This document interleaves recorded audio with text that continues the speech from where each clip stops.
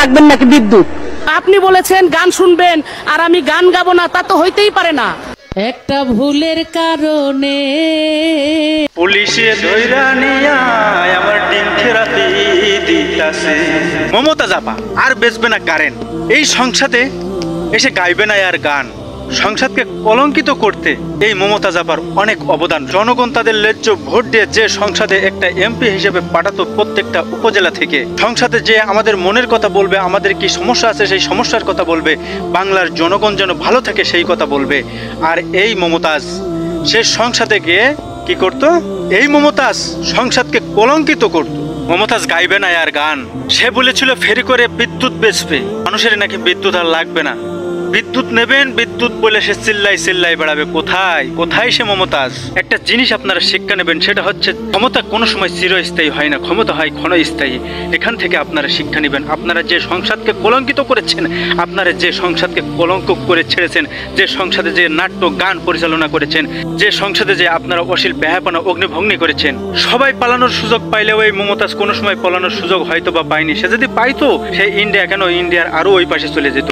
কিন্তু এই মমতাজ পলিয়েছিল এই বাংলাদেশের ভিতরে, আর বাংলাদেশে যখনই ওর পাপ পড়ে গেছে তখনই সে ধরা খেয়ে গেছে।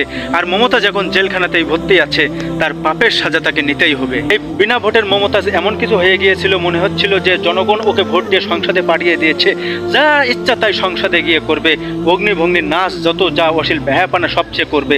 সব শেষ, মমতাজের সব শেষ। কোথায় কোথায় গান? ফেইটটা যায় বুকটা ফেইটটা যায়, এখন ফাটুক জেলখানায়। আপনারা জানেন মমতাজকে গত রাতে, আসলে সবাইকে এই মমতাজের থেকে শিক্ষা নিতে হবে যে সংসদে গিয়ে অশ্লীল বেহাপানা নাচ যত যা করবে তত তার মান সম্মান চলে যাবে, তত তার ইজ্জত চলে যাবে। মানুষের সম্মান রক্ষাতে, মানুষের অধিকার আদায়ের রক্ষাতে আপনাদেরকে যে কাজটা করতে হবে, জনগণ আপনাদের যে ভোটটা দিয়ে এই সংসদে পাঠায়, এই সংসদে গিয়ে আপনাদের জনগণের অধিকার ফিরিয়ে দিতে হবে। জনগণ যেন ভালো থাকে, তাদেরকে খাদ্যদ্রব্যর মূল্য কমিয়ে রাখতে হবে, জনগণ যাতে সুখী থাকে, বাংলাদেশ যেন ভালো চলে, সবাই যেন ভালো থাকতে পারে, সেই জন্য আপনাদেরকে কাজ করে যেতে হবে। আপনারা এখন থেকে যে যা সংসদে যাবেন আপনাদেরকে একটা শিক্ষা নিয়ে যেতে হবে যে মমতাজের মতো যেন কোনো অঙ্গি ভঙ্গি, কোনো ড্যান্স, কোনো গান, কোনো নৃত্য এসব দিয়ে যেন সংসদ চালানোর কোনো চিন্তা ভাবনা আপনারা করে না। যদি এসব চিন্তা ভাবনা আপনারা করে থাকেন তাহলে বুঝবেন যে জনগণ আপনার থেকে মুখ ফিরে নেবে আর আপনার অবস্থা হবে ঠিক মমতাজের মতোই।